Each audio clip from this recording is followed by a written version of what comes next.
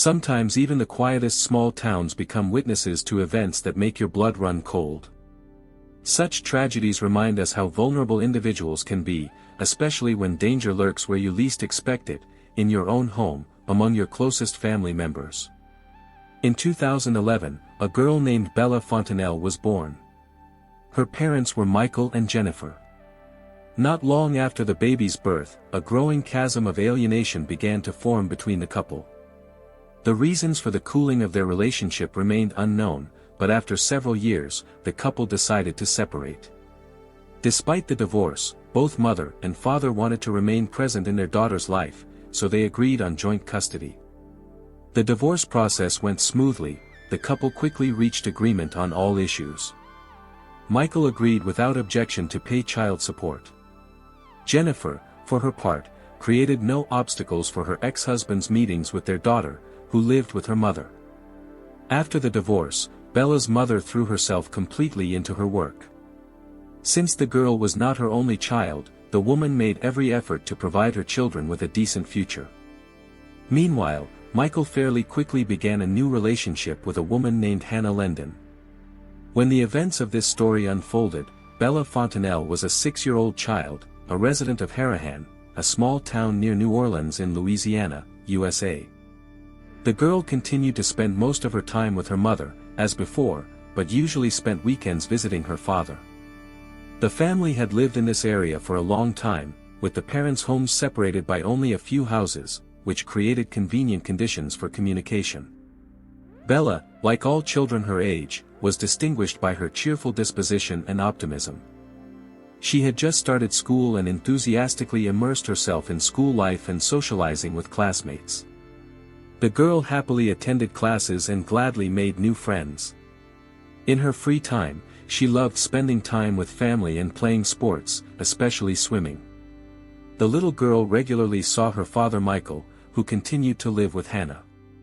The former husband and wife maintained friendly relations, demonstrating an example of how to separate civilly while maintaining friendship and protecting the child from psychological trauma. No one could have predicted what terrible reality was hiding behind the welcoming faces of this family's members. Recently, during child handovers from Jennifer to Michael, misunderstandings with Hannah had begun to arise. In such conflict moments, Michael usually took his new partner's side, which sometimes caused concern. Overall, though, these disputes between the women didn't go beyond ordinary domestic disagreements.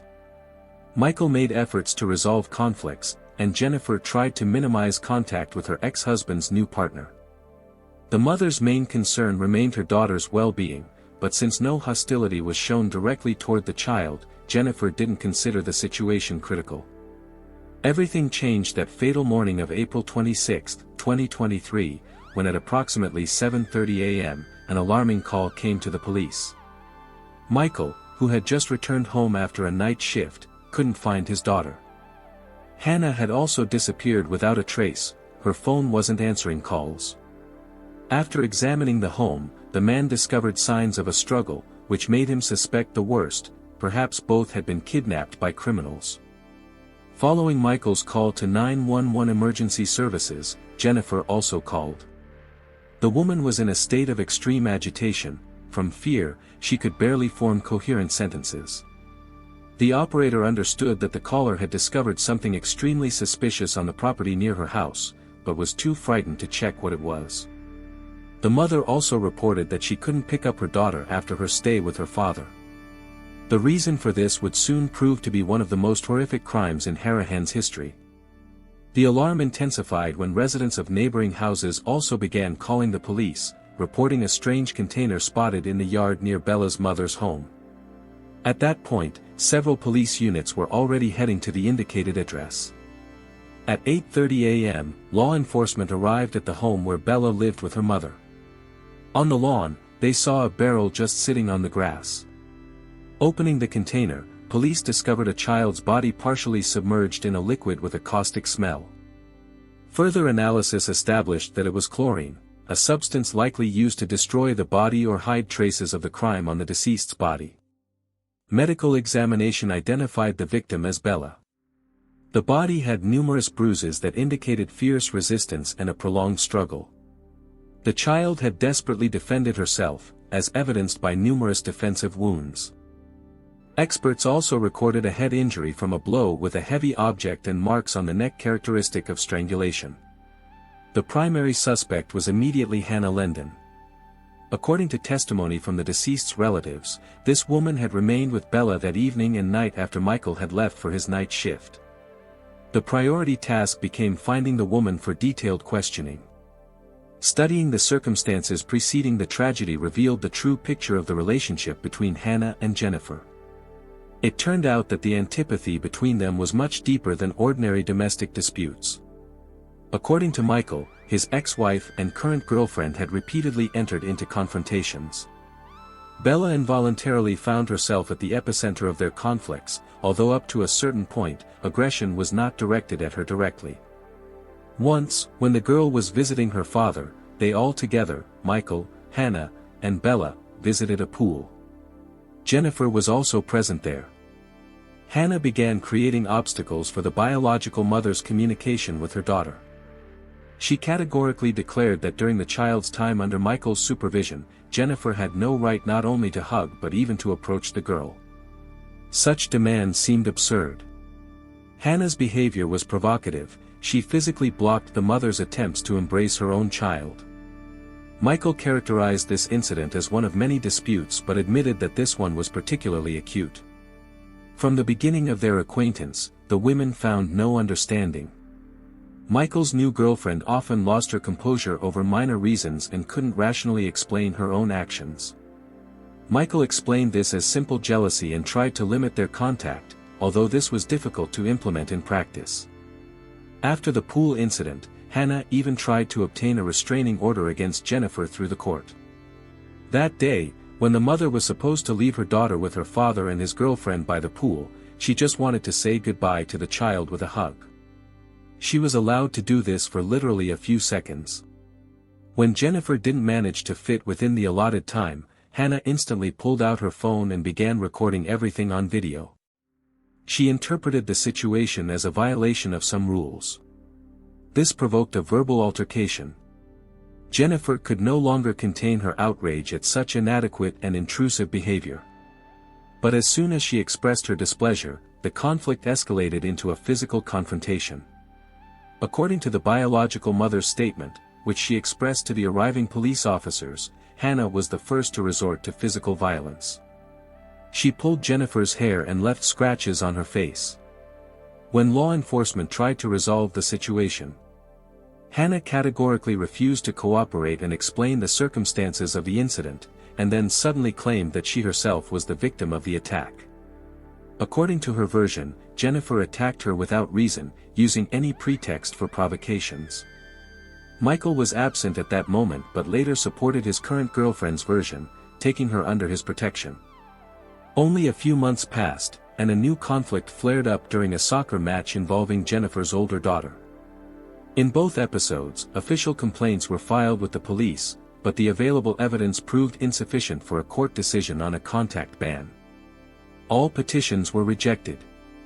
Attempts to justify the need for such a decision based on potential danger to Bella also had no success. The child was not formally a participant in these conflicts. Obviously, the confrontation was between adult women for personal motives, and formally the children had nothing to do with it. It became clear that a conflict had arisen between the women that they couldn't resolve independently. The very appeal to law enforcement had the character of one adult trying to protect herself from another, with children having no direct relation to the situation. Eventually, Hannah's whereabouts were established. The woman was calmly at her own home.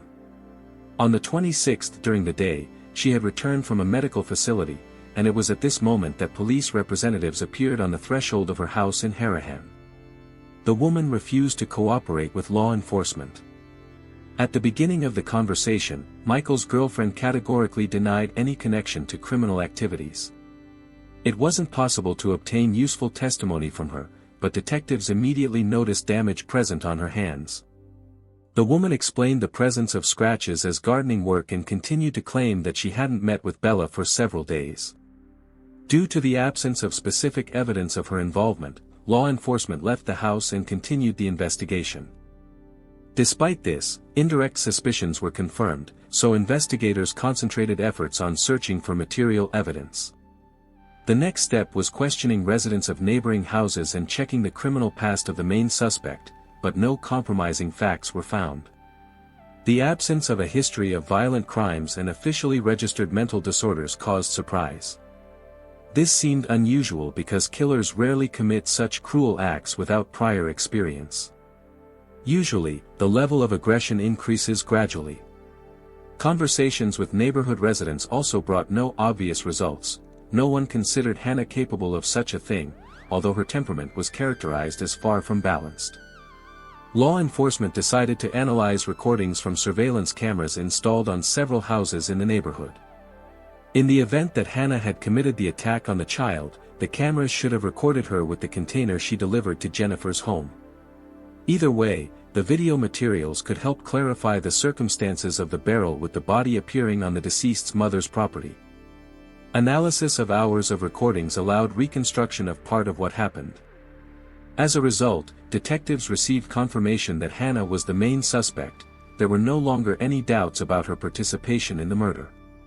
The cameras recorded a woman who at approximately 1 a.m. on April 26 was transporting a cart with a barrel in the direction of Jennifer's house.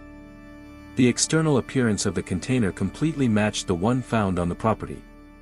Despite the low quality of the recording, several witnesses testified that the woman's clothing and appearance matched how Hannah looked on the 25th to 26th. However, even at this stage, detectives refrained from hasty conclusions. It remained unclear what specifically happened to the girl before her body ended up in the container. Residents confirmed that Hannah and Michael's behavior had been restless during the days preceding the tragic events. It was difficult to establish exactly what was happening in their home, but people heard sounds of conflicts. There were no calls to police regarding domestic violence, which led detectives to assume a possible connection to personal grievances. At the same time, the forensic medical expert established the girl's time of death, around midnight. Despite the head injury she received, it was not fatal. With immediate medical intervention, the child could have been saved. Likely, the criminal had no intention of leaving the girl a chance to survive. This indicated the violent nature of the attack and deliberate intent to kill. Despite numerous bruises, signs of beating and strangulation, chlorinated water was found in the lungs. This indicated that during immersion in the container, the girl was still alive and drowned. It still remained unknown what exactly happened and what was the motive for attacking the child. Various versions were considered, including sexual assault. Such a version could explain the immersion of the body in a container with chlorine. Probably, the criminal calculated to destroy all traces this way. However, the pathological examination showed no signs of sexual assault on Bella, so this option was excluded. Hannah's involvement no longer raised doubts. Besides the video materials where Hannah transported the cart with the barrel across the street, her fingerprints were found on the container. Identical prints were found on the child's body. Despite all the collected evidence, even during the detective's visit to Hannah Lenden, she continued to deny her participation in the attack on Bella. On April 27, 43-year-old Hannah was arrested at her house in Harahan. The woman made no attempts to flee and offered no resistance. Less than a day had passed since the discovery of the girl's body. From the first minutes, the main suspect refused to cooperate with law enforcement, claiming she had no idea about Bella's whereabouts. According to her words, she last saw the child in the bedroom of her father Michael's house. According to the stepmother's claims, everything was fine with the girl. She refused to explain further developments.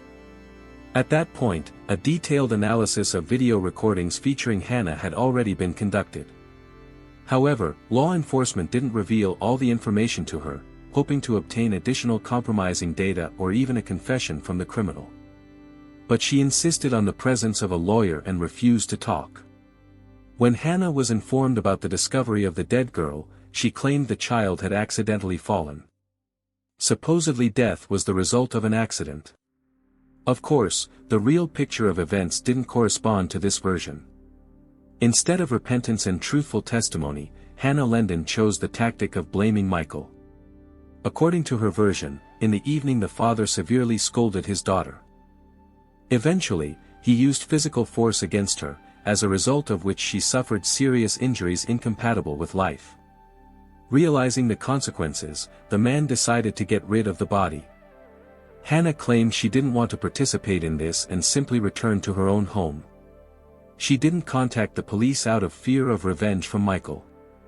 According to the suspect's words, she knew nothing about further events but considered his night shift and morning call to law enforcement a staging to create an alibi and clear his own name. She couldn't explain why a woman matching Hannah's description was recorded by surveillance cameras that night with a barrel.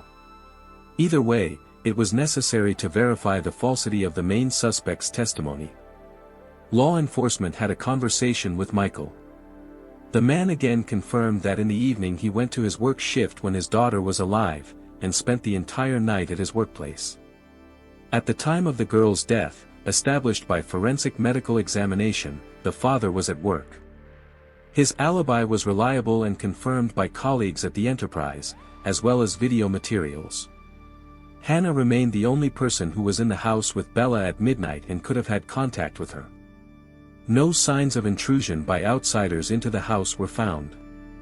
During the check of the probable criminal's criminal past, no serious offenses were found, except for several fines for traffic violations. Somewhat more serious was an arrest in 2019 for disturbing the peace, but no crimes related to cruelty and violence were recorded. Conversations with Michael's neighbors, who regularly observed the couple, revealed another side of Hannah's personality. Several people personally observed sudden changes in her mood. Unstable behavior and emotional swings caused concern. Individual witnesses indicated manifestations of hostility from her not only toward Jennifer but also toward Bella. After the girl's burial and the spread of information about the tragedy in the area, the story of Bella's death began to attract increased attention. Painful questions about children's safety and domestic violence arose again. The brutal murder in Harahan gained wide publicity on social media. The media began discussing cases of tragic deaths when small children cannot feel safe even in their own homes with relatives. The Bella Fontanelle case caused significant public resonance that spread far beyond Harahan. The local community was concerned with fundamental questions. How can children be protected from dangers? What role does the mental health of criminals play in such incidents? Statistical data shows that approximately 400,000 children disappear annually in the United States. At the same time, the vast majority of such cases are accidental situations where children can be found quite quickly. However, Bella's case demonstrates the possibility of events developing according to a much more tragic scenario. According to information from the National Center for Missing and Exploited Children, approximately 100 boys and girls annually become victims of kidnapping. A small percentage of this number ends in murders. This was exactly the fate that befell the heroine of this story. However, concerns were expressed not only by parents, representatives of various groups joined the discussion. In particular, representatives of the black community noted that Bella was not a black child, which is why she received significantly more attention from the media compared to kidnapped and murdered black children. At the same time, specialized organizations responsible for law enforcement and child protection had something to say in response to public concerns. In particular, legislative improvements had already been implemented in some states. Among them were school-based education programs and legislative initiatives aimed at increasing responsibility and severity of punishments for any crimes against children's life and health. Digital surveillance also played a significant role in this process, which in Bella's situation allowed identification of the criminal. The Bella Fontanelle case demonstrated the presence of both strong and weak aspects in the U.S. security system. The strong sides included prompt response, effective investigation, use of advanced techniques that speed up processes and increase the reliability of collected data. Regarding weak sides, they pointed to the complete absence of law enforcement response to the mother's complaints about the stepmother. No one intervened in the Fontanelle family's domestic affairs, despite reports from neighbors and constant conflicts with Jennifer. Hannah Lenden's strange behavior now seemed obvious. The conflict between the deceased's biological mother and her father Michael's new partner exacerbated the situation. Despite Hannah maintaining silence and not commenting on motives, the prevailing opinion was that she killed the child to take revenge on the mother, to cause her pain. Indirect confirmation of this was the barrel with the body delivered directly to the mother's house. All this resembled an attempt to inflict the maximum possible pain on the woman. The media actively used every fact related to the case, which led to the appearance of numerous rumors that hindered the investigation. In particular, some suggested the possible involvement of a third person in the crime, and Hannah was either innocent and simply transported the cart, or was covering for the real killer. However, during the investigation, law enforcement refuted any such speculation. No evidence was found of anyone else's participation in the case.